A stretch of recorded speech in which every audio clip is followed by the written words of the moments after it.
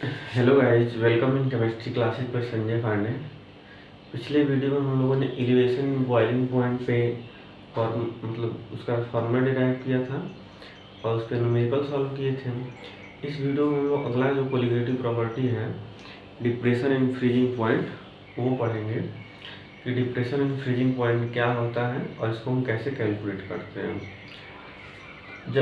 जब भी किसी हम लोग प्योर सॉल्वेंट में कोई नॉन वोलेटाइल सॉल्यूट डिजॉल्व करते हैं तो उसका जो फ्रीजिंग पॉइंट होता है वो प्योर सॉल्वेंट के कंपेरिजन में और कम हो जाता है।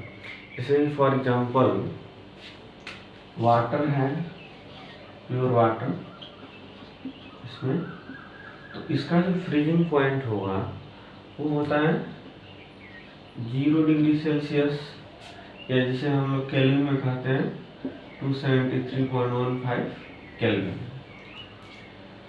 तो 0 डिग्री सेल्सियस होता है। लेकिन जब अगर हम इसमें कोई नॉन वोलेटाइल सॉल्यूट मिला देंगे, जैसे ग्लूकोज हुआ या चीनी हुआ या साल्ट हुआ, तो ये जो है अब 0 डिग्री सेल्सियस पे नहीं डिजॉल्व होगा। अब ये हो सकता है कि 0 से कम, यानी कि -1 डिग्री सेल्सियस पे, -2 डिग्री सेल्सियस पे, -3 डिग्री सेल्सियस पे, -4, मतलब जितना ज़्यादा सॉल्यूट मिलाएंगे उसका फ्रीजिंग पॉइंट इतना ही क्या होता जाएगा, कम होता जाएगा। तो जितना डिग्री सेल्सियस कम हुआ है उसी को हम लोग बोलते हैं डिप्रेशन फ्रीजिंग पॉइंट। जैसे मान लेते हैं कि वो -3 डिग्री सेल्सियस पे फ्रीज हो रहा है, तो इसका जो डिप्रेशन फ्रीजिंग पॉइंट होगा, डिप्रेशन फ्रीजिंग पॉइंट को हम डेल्टा टी एफ से रिप्रेजेंट करते हैं। डेल्टा टी एफ हुआ 0 से कितना हुआ है, 0 डिग्री सेल्सियस से -3 डिग्री सेल्सियस, यानी कि 0 और -3, यानी कितना हो जाएगा 3 डिग्री सेल्सियस जो है इसका डेल्टा टी एफ हो जाएगा। ठीक है। अब जैसे इसको हम लोग फॉर्मूला कैसे इसका बनाएंगे,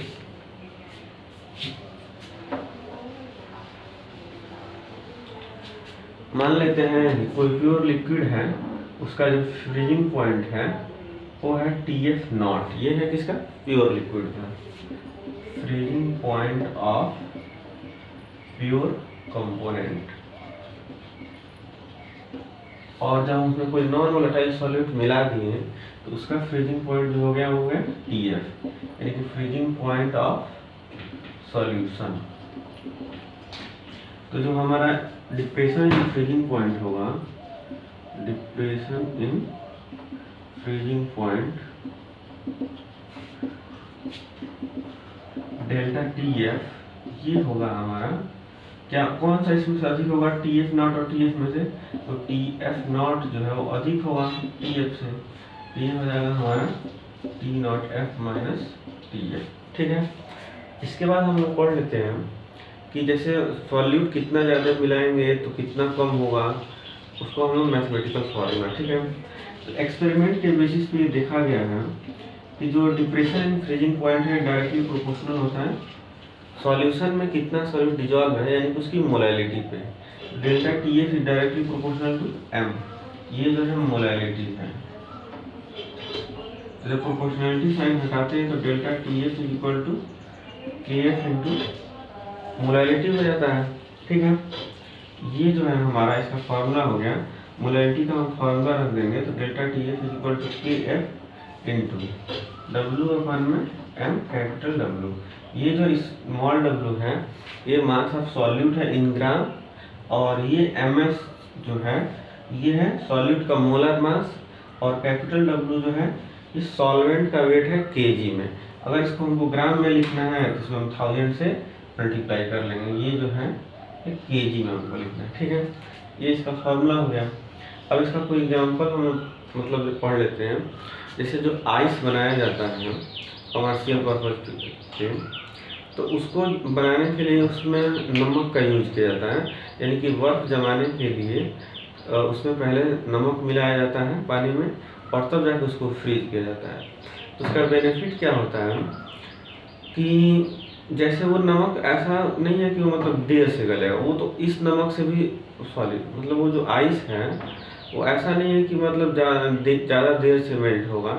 जो सामान्य आइस होता है उससे वो और जल्दी गलेगा, लेकिन उसका बेनिफिट ये है कि जैसे जो सामान्य आइस है उसका जो टेम्परेचर होगा मिनिमम वो 0 डिग्री सेल्सियस होगा, और अगर मान लो कि उसमें हम साल्ट मिला के उसको फ्रीज करते हैं तो -3 या -5 पे होगा फ्रीज, तो वो उसका टेम्परेचर यानी कि -3 डिग्री सेल्सियस रहेगा, तो वो किसी चीज़ को और ज़्यादा ठंडा करेगा जो एक नॉर्मल आइस है उसके कंपेरिजन में।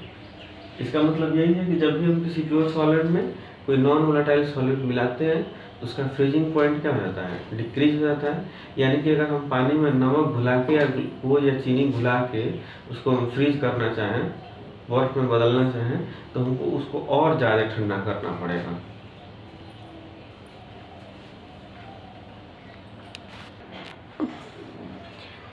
डिप्रेशन इन फ्रीजिंग पॉइंट पे एक हम लोग न्यूमेरिकल सॉल्व कर लेते हैं। क्वेश्चन है 45 gram of ethylene glycol is mixed with 600 gram of water, calculate the freezing point of the solution. Question में ये दिया हुआ है कि 600 ग्राम वाटर में 45 ग्राम इथाइलिन ग्लाइकॉल जो है वो ऐड कर लिया गया, मिला लिया गया है। तो अब हमको बताना है कि जो हमें सॉल्यूशन मिला है वो कितने टेम्परेचर पे जो फ्रीज होगा। हमको तो ये तो मालूम है कि जो प्योर वाटर है वो 0 डिग्री सेल्सियस यानी कि 273.15 केल्विन पे फ्रीज होता है। तो इसको कितने डिग्री सेल्सियस पे फ्रीज होगा हम लोग कैसे कैलकुलेट करेंगे ये हम लोग समझ लेते हैं, ठीक है। तो सबसे पहले जो है हमारा जो निकालना पड़ेगा हमको डेल्टा टी एफ यानी कि कितना घटेगा उसका फ्रीजिंग पॉइंट। तो delta T F equal to K F into molality यानी कि W अपान में MW है। तो के एफ का वैल्यू दिया 1.86 इंटू स्मॉल w यानी कि इथाइलिन ग्लाइकॉल का वेट हो गया हमारा 45 ग्राम, और ये जो इसका मोलर मास है। तो इथाइलिन ग्लाइकॉल का जो फॉर्मूला है ये CH2OH, ठीक है। इसका जो मोलर मास होगा ये 12 + 2 + 16 और +1, और ये 2 बार है इंटू 2, तो ये हो जाएगा हमारा 62। इसका टोटल आ जाएगा मोलर मास 62 हो जाएगा। ये हो जाएगा 62 इंटू कैपिटल W यानी कि वेट ऑफ सॉल्वेंट यानी कि 600 ग्राम, इसको केजी में कन्वर्ट करना है तो 1000 से डिवाइड कर देंगे। अब इसको हम सॉल्व कर लेते हैं। तो ये हो जाएगा हमारा ये 00 से 00 कैंसिल, और 3 2 या 6, 3 1 3, 3 5 या 15, यानी कि 1.86 इंटू 15 अपन में 62 इंटू 2, ठीक है। तो इसको हम लोग सॉल्व करने के लिए कैलकुलेटर का यूज कर लेते हैं ताकि जल्दी से हो जाए।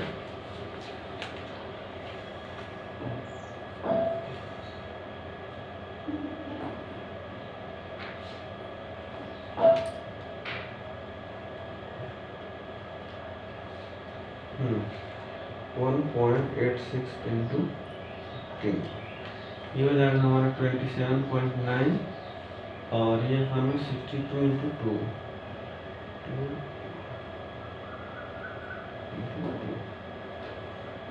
124, और अभी जो है एक यहाँ पे 10 जो है ये बचा हुआ है, ठीक है। तो यानी कि ये हो जाएगा हमारा 279 अपन 124, इसको डिवाइड करेंगे 179 डिवाइड बाई 124, ये हो जाएगा 1.44, यानी कि जो डेल्टा टी एफ आएगा 1.44 केल्विन आएगा। तो हमारा जो सॉल्यूशन का फ्रीजिंग पॉइंट है वो कितना होगा, तो ये हमारा delta T F is equal to T naught F minus T F. तो ये टी एफ ही फ्रीजिंग पॉइंट ऑफ सॉल्यूशन है। तो डेल्टा टी एफ है 1.44, टी एफ नॉट होता है 273.15 और माइनस है टी एफ।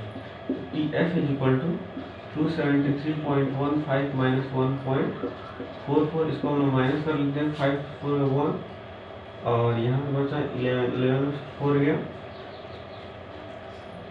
7 और 3 2 में से 1 गया 1, यानी कि 270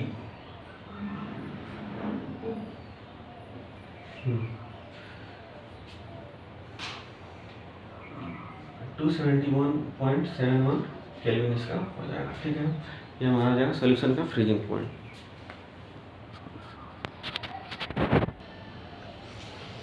इसका आंसर जो है थोड़ा चेंज आ रहा है, इसमें इसको डिवाइड करेंगे हम तो ये आ जाएगा हमारा 2.86 2.24 के करीब में, ठीक है।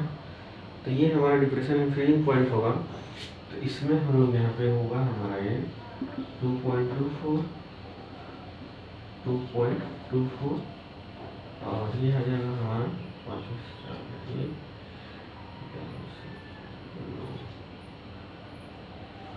और यहाँ पे होगा 2 से 2 में 0, 270.91 केल्विन। तो यानी कि अब हमारा जो ये सॉल्यूशन है वो 273.15 के बजाय 270.91 केल्विन पे फ्रीज होगा। अगर इसमें कोई डाउट हो आप कमेंट में पूछ सकते हो।